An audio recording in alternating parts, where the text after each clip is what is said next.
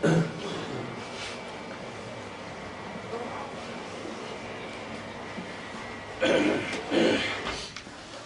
بالله من الشيطان الرجيم. بسم الله الرحمن الرحيم. صلى الله وسلم وبارك على حبيبنا محمد وعلى آله وأصحابه أجمعين. أما بعد فإن أصدق الكلام كلام الله عز وجل، وخير الهدي هدي رسول الله صلى الله عليه وسلم، وإن شر الأمور محدثاتها، وكل محدثة بدعة، وكل بدعة ضلالة، وكل ضلالة في النار. فيا رب أجرنا من النار بعفوك، وأدخلنا الجنة برحمتك يا عزيز يا غفار. أيها الإخوة المؤمنون، لا نزال بفضل الله عز وجل نسرد ونتحدث عن شروط التوبة الصادقة.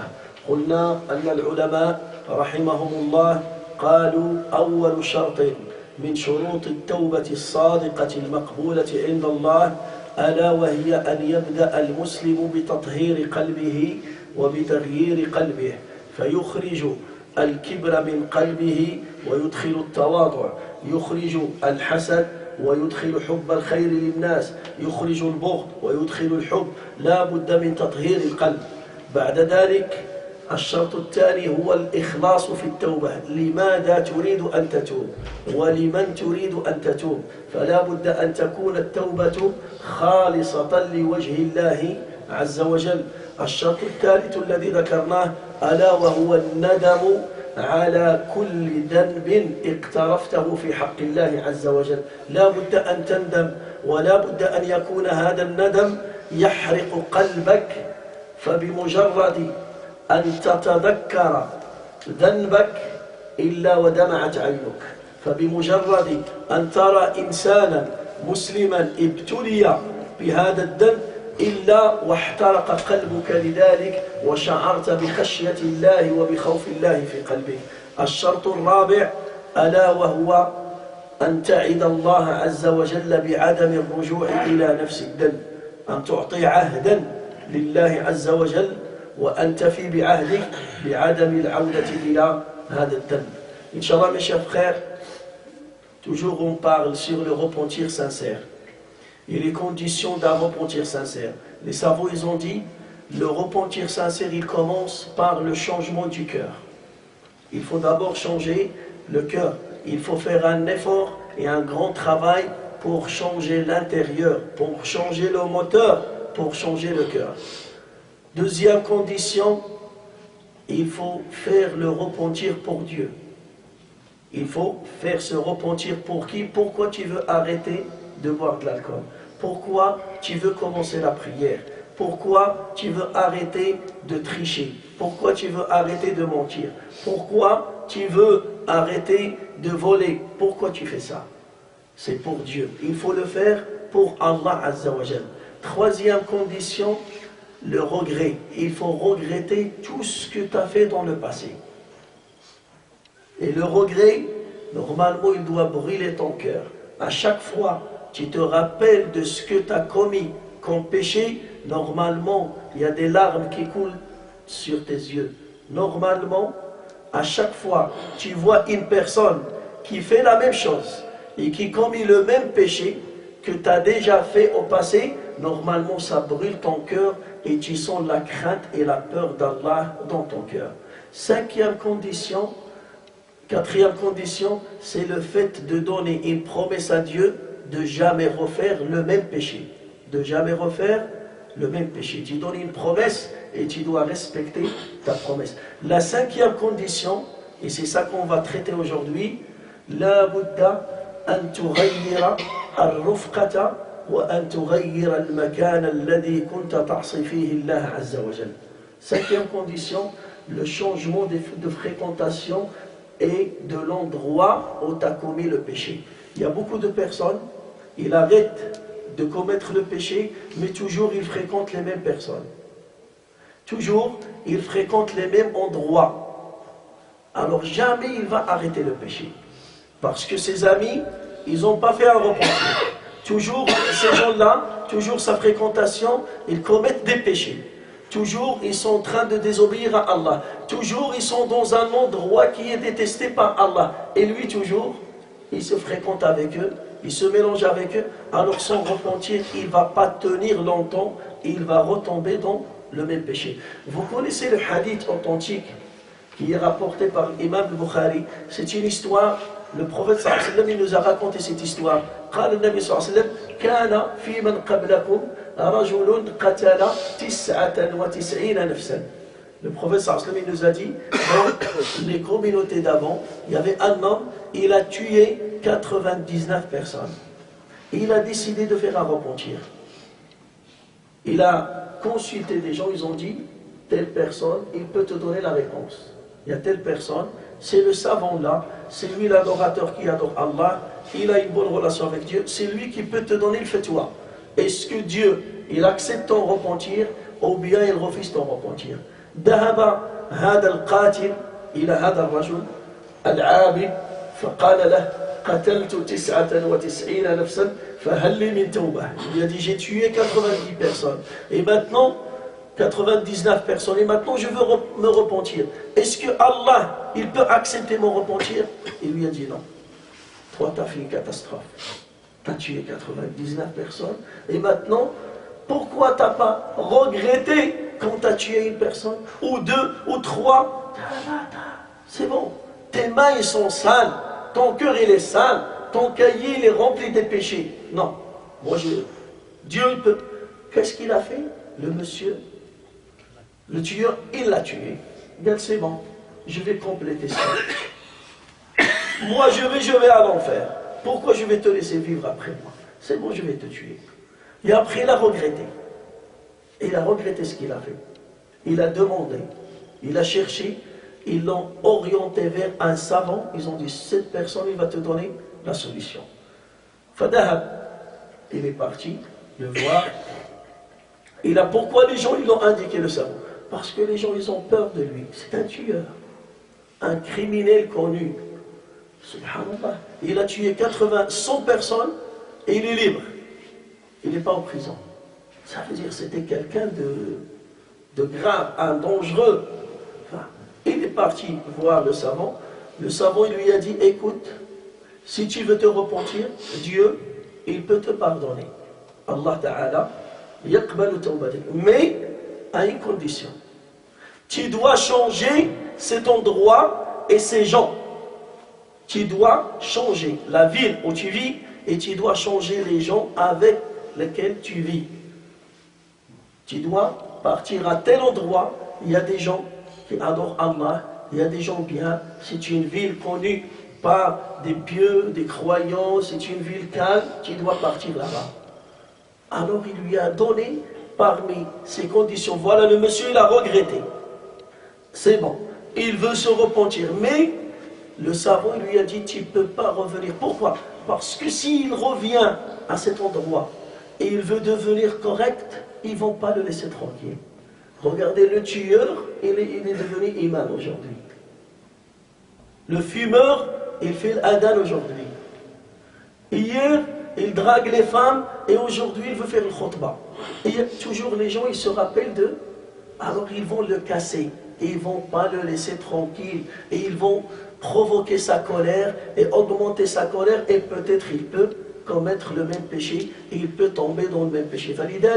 Le musulman qui veut réussir son repentir, il doit changer ses fréquentations avec lesquelles il a commis des péchés et il doit changer les endroits. Il y a des gens, par exemple, ils sont connus par exemple, c'est des fumeurs de drogue ou bien des fumeurs de cigarettes, de chicha. Il arrête, il fait un repentir, mais toujours, il fréquente ces gens-là, toujours il fréquente les cafés, toujours il fréquente ces endroits. Il y a un moment, il va tomber. Des gens, par exemple, ils parlent sur les gens. Il parle sur les gens. Il veut arrêter, mais toujours il fréquente une mama. Est-ce qu'il va arrêter? Même s'il va pas, il va arrêter de parler, mais est-ce qu'il va arrêter d'écouter? Il ne va pas arrêter d'écouter. Un homme, par exemple, il fréquente des voleurs. Il veut arrêter, mais toujours c'est ses copains. Toujours il garde leur numéro de téléphone. Toujours il va. Quelqu'un qui fréquente une femme dans le haram et il veut arrêter cette relation. mais il ne change pas de numéro de téléphone. Et toujours il garde le numéro de téléphone de cette fille. Toujours il garde son adresse. Toujours. Est-ce qu'il va arrêter? Jamais il va arrêter. Ça, c'est pas un repentir qui est correct. Ça, on s'appelle ça un repentir tordu. هذا اسمه توبة ناقصة توبة عرجاء توبة عرجاء لا يقبلها الله. فلذلك le musulman il doit changer. Alors le tueur, quand il a quitté sa ville avec une bonne intention, biniya sadiqa, quand il a quitté sa ville, il est décédé avant, dans le chemin, avant qu'il arrive à notre ville. Avant. Mais il a appliqué cette condition. Il a délaissé tout, il a ramassé ses affaires, et il a quitté cette ville. C'est bon. Il veut changer vraiment toute sa vie. Il commence à zéro. Il va démarrer de nouveau dans cette ville. Et il est décédé dans le chemin, et Allah Ta'ala, il a accepté son repentir, il lui a pardonné ses péchés. 100 personnes. Il a tué 100 personnes. Pour vous montrer que cette condition, elle est très importante. C'est pour cela, le savant, il lui a dit, tu dois changer ce quartier, tu dois changer cette ville. Alors il y a des gens, il veut faire un repentir sincère, et quand il lui dit, tu dois changer, il te dit, non, je ne peux pas. Par exemple, il y a des gens qui travaillent dans des endroits qui sont vraiment mixtes, et il a établi une relation en haram avec une collègue de travail, par exemple. C'est bon, il veut arrêter ça. Il y a des gens qui sont déjà mariés, comme il adultère, il veut arrêter, il regrette. Il vient consulter un imam, le savant il va lui dire, mon frère, si tu veux vraiment ton cœur, tu dois arrêter ce travail, change. Change ce travail, change ce poste. Normalement, tu ne dois pas l'avoir, ni te voir. Parce que si tu ne vois pas la personne, c'est bon, le cœur il va. On dit comme ça. Quand l'œil il ne voit pas cette femme que tu as commis avec, c'est bon, le cœur il ne va pas se rappeler de ce plaisir, il ne va pas se rappeler de ces passions qui sont au fond de toi. Tu arrives à contrôler ça, tu arrives à réussir ton repentir. Mais il ne veut pas arrêter. Toujours, je travaille dans le même. Tu vas retomber dans le péché. Ça, c'est sûr et certain. Et ça, c'est une règle stable. Le musulman qui veut faire un repentir et arrêter un péché, il doit changer les fréquentations et il doit changer l'endroit. Si tu veux qu'Allah accepte ton repentir. Si je laisse tout pour réussir mon repentir. Pourquoi? Parce que si mon repentir il est accepté par Allah, je suis sauvé du châtiment d'Allah Azza wa Jal. Et c'est ça qu'on cherche. Nous on cherche à être à l'abri du châtiment d'Allah et on veut gagner la miséricorde d'Allah et on veut rentrer au paradis. C'est pour ça qu'on prie le matin, on fait dua, on donne sadaqa, on se marie, on délaisse le haram. Pourquoi on fait tout ça? Pour gagner la miséricorde d'Allah et pour être à l'abri du châtiment d'Allah. Alors le musulman qui pense et qui veut gagner ça, il est prêt à sacrifier tout pour gagner la miséricorde d'Allah. Moi je veux réussir mon repentir, je change ma fréquentation, c'est bon. Mon ami, oui c'est mon ami, mais mon frère, maintenant, moi j'ai pris ce chemin et toi tu es dans l'autre chemin. On ne peut pas, si il y en a des personnes, il va dire non, moi je vais rester avec eux et je vais essayer de les attirer vers le bon chemin. Mais tu n'as pas la garantie de les attirer. Peut-être c'est eux qui vont t'attirer vers eux. Tu ne peux pas. Si tu n'es pas prêt et tu n'as pas l'aide d'Allah Azza wa Jal, et il faut un groupe, non. Il y a innama ad-di'bu ya'kulu min al-ghanami al-qasiya wa ash-shaytanu di'bu al-insan. Ash-shaytan, le diable, toujours, il attaque la personne qui est seule. Mais celui qui est avec un groupe de croyants, on donne des conseils entre nous, on s'entraide entre nous, on fait des rappels entre nous. Le shaitan, il ne peut pas nous attaquer ensemble. Mais il va attaquer. Alors imagine, lui, il est seul. Il y a un groupe qui sont dans le mauvais chemin. Et lui, tout seul, il veut les attirer. Il ne peut pas. Tu ne peux pas tout seul. Le prophète, alayhi salatu wassalam, c'est un prophète. Et il avait besoin du soutien. Khadija, il était là pour le soutenir. Abu Bakr radiallahu anhu, il était là pour le soutenir. As-Sahaba radiallahu anhu, ils ont aidé le Nabi sallallahu alayhi wa sallam pour propager l'islam et pour inviter les gens vers le droit chemin. Il y a des gens, ils ont une mauvaise image, une mauvaise compréhension de l'islam. Il dit, moi je suis dans le droit chemin, c'est bon, je vais rester avec ma copine et demain, Inch'Allah, il va porter le voile. Demain, il va commencer toute seule. Et il a des copines qui ne sont pas dans le droit chemin et elle toute seule. Alors demain, aujourd'hui, demain, il va retomber dans le même piège et dans le piège de Shaitan. Le croyant, il doit choisir sa fréquentation après le repentir. Tu dois choisir une fréquentation qui va augmenter ta foi, qui vont augmenter ta relation avec Allah, qui vont te donner des bons conseils, qui seront un exemple, un modèle pour toi. Et tu vas suivre et tu vas augmenter ta foi. Demain, Inch'Allah, on va continuer. Il y a une autre condition parmi les conditions d'un repentir sincère, et c'est ça qu'on va Inch'Allah traiter demain. Allahumma allimna ma yanfa'una, wanfa'na bima 'allamtana, wa zidna ilman ya rabbal alamin. Allahumma waffiqna lima tuhibbu wa tardah. Allahumma yassir umurana wa umura al-muslimina ajma'in.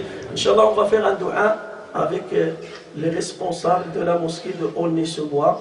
Ils nous ont donné un rendez-vous le vendredi hier. Alhamdulillah, ils ont collecté à peu près presque 6700 euros. Allahumma barik fihim. Allahumma barik fi mashru'ihim. Allahumma ahfad masjidahum. Allahumma barik fi ra'is al-jam'iyyah wa fi a'da' al-jam'iyyah wa fi imam al-masjid wa fi al-musallin. كل من أنفق فاللهم اخلف لهم بغير حساب. اللهم اخلف لهم بغير حساب. اللهم تقبل صدقاتهم. اللهم تقبل صدقاتهم يا رب العالمين. Et l'autre mosquée Fontenay-sous-Bois aussi. اللهم بارك فيهم وبارك في المتصدقين واخلف لهم ما أنفقوا بغير حساب واجعلها صدقة جارية تنفعهم في الدنيا والآخرة والحمد لله رب العالمين.